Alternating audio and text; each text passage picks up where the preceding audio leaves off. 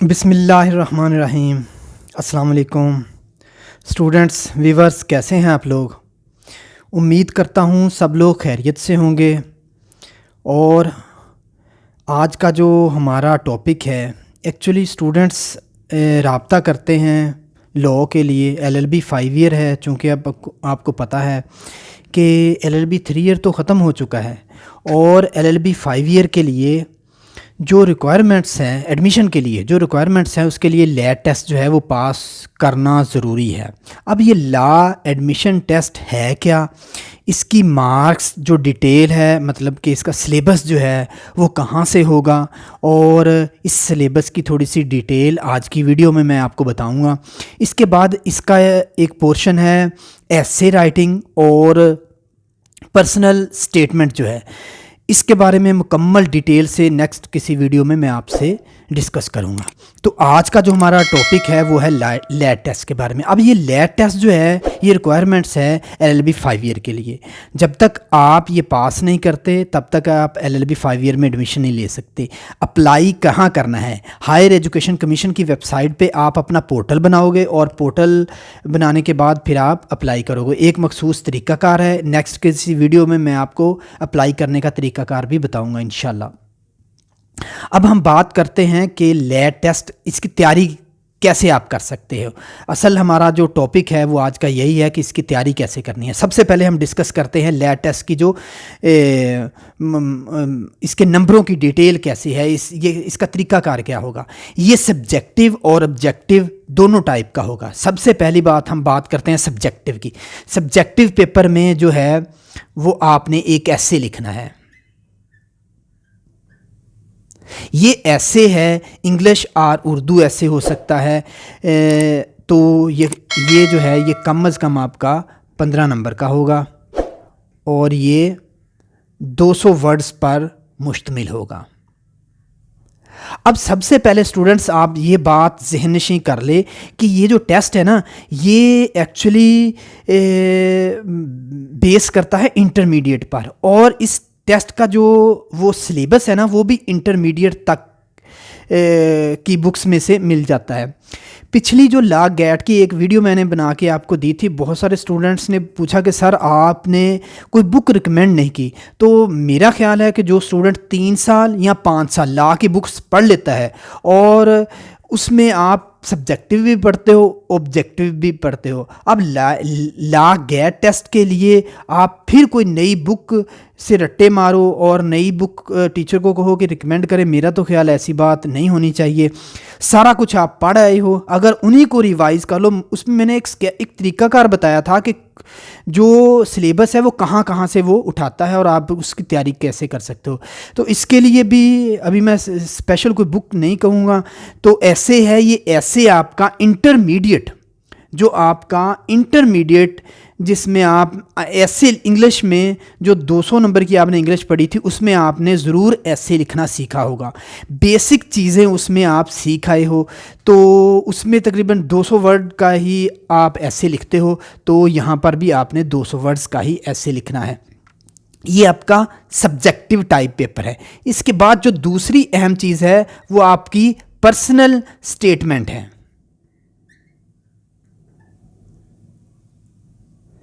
ये personal statement जो है ये 10 नंबर की है।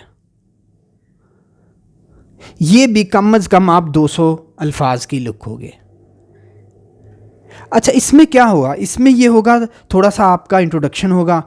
इसके बाद आप लॉ में क्यों आना चाहते हैं, लॉ के फील्ड में क्यों आना चाहते हैं। तो नेक्स्ट वीडियो में मैं आपको बताऊंगा कि इसके पर्सनल स्टेटमेंट के इंग्रेडिएंट्स क्या क्या हैं और आप कैसे बेटर तरीके से, अच्छे तरीके से कैसे ये लिख सकते हो। ये कोई मुश्किल नहीं है, आसानी से आप लिख सकते हो। ये पोर्शन जो है ना, ये पोर्शन ये आपका सब्जेक्टिव था, ये सब्जेक्टिव पोर्शन था। अब इसके बाद आपका ऑब्जेक्टिव पोर्शन शुरू होता है। ऑब्जेक्टिव पोर्शन में सबसे पहले जो है वो आपका इंग्लिश है।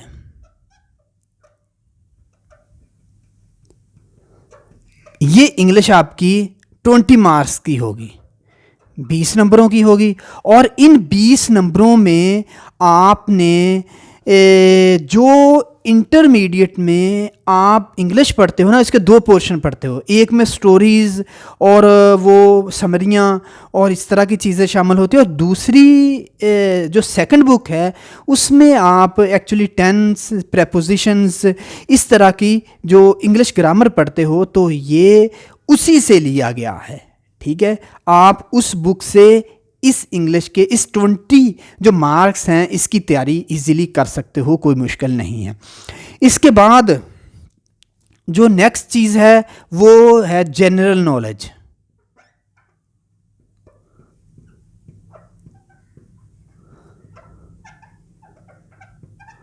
ये भी आपका 20 नंबरों का होगा।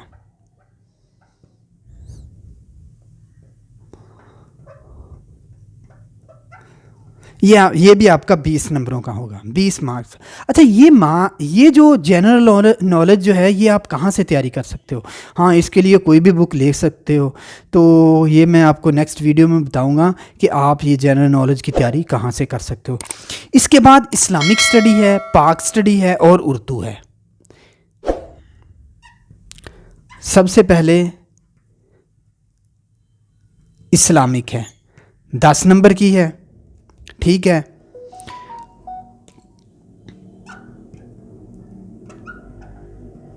पाक स्टडी है, 10 नंबर की है, ठीक है। और उर्दू है,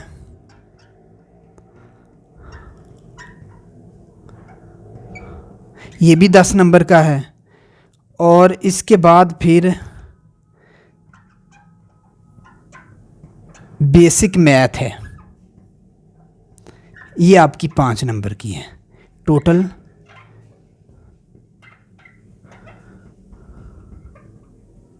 ये 100 नंबर है, ठीक है। अब स्टूडेंट्स, बात ये आपने याद रखनी है, ये इस्लामिक स्टडी, पाक स्टडी, उर्दू, ये आपका इंटरमीडिएट लेवल का है। आपने इंटरमीडिएट में, आपने इंटर में इस्लामिक स्टडी, पाक स्टडी और उर्दू पढ़ा हो, उसी में से होगा, या फिर मैट्रिक से जो थोड़ा सा हिस्सा लिया जाएगा। बेसिक मैथ जो है ये आपका मैट्रिक तक का जो मैथ है उसमें से क्वेश्चन लिए जाएंगे, ठीक है। तो ये एक्चुअली वीडियो बनाने का मकसद ये है कि सबसे पहले तो आपको स्टूडेंट्स को पता नहीं है कि इसकी नंबरों की तकसीम कैसे है और ये किस लेवल का है। मेरे पास स्टूडेंट्स आते हैं फेल होके और फिर वो कहते हैं कि हमने फ़लाँ बुक से तैयारी की, फ़लाँ बुक से तैयारी की, तो उसमें से आया नहीं है।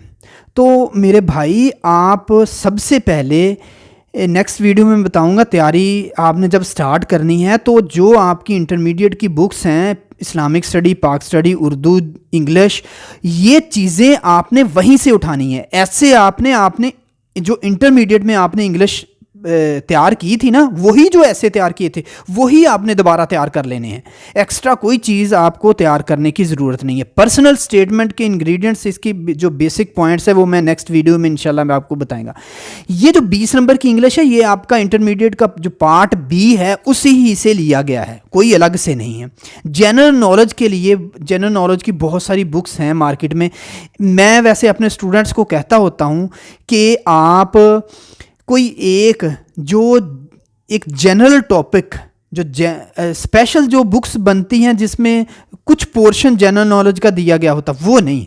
आप स्पेशली एक जनरल नॉलेज की बुक लें और आपने उसको तैयार कर लें।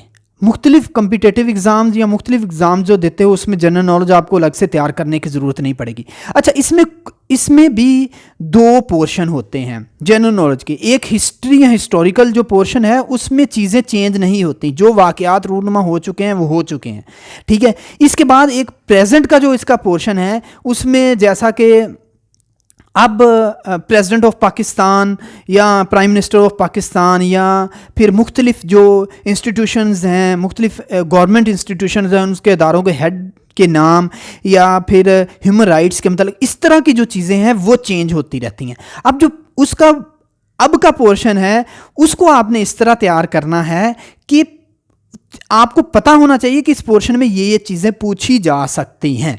इसको जब भी नए एग्ज़ाम के लिए जाना है, उन चीज़ों को रिवाइज करते हुए आपने ये देखना है कि अब प्रेसिडेंट कौन है, अब प्राइम मिनिस्टर कौन है, जो हमारा प्रोविंस ये जो पंजाब है इसका जो वज़ीर आला वो कौन है, सेनेट का जो स्पीकर है वो कौन है, जो इसका कौमी असम्बली का स्पीकर है, सेनेट का चेयरमैन है वो कौन है। तो इन चीज़ों को आपने रिवाइज करना है। बाकी जो जनरल नॉलेज है वो आपका एक दफ़ा तैयार कर लें तो वो आपके लिए सफिशेंट है, बाकी रिवाइज करना है।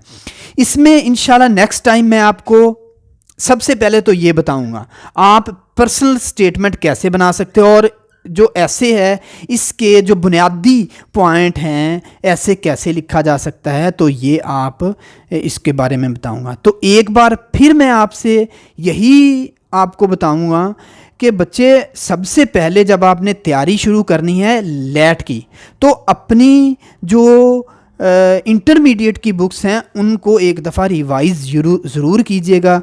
तो इन्हीं में से बहुत सारा पोर्शन जो है वो इसी में से होता है।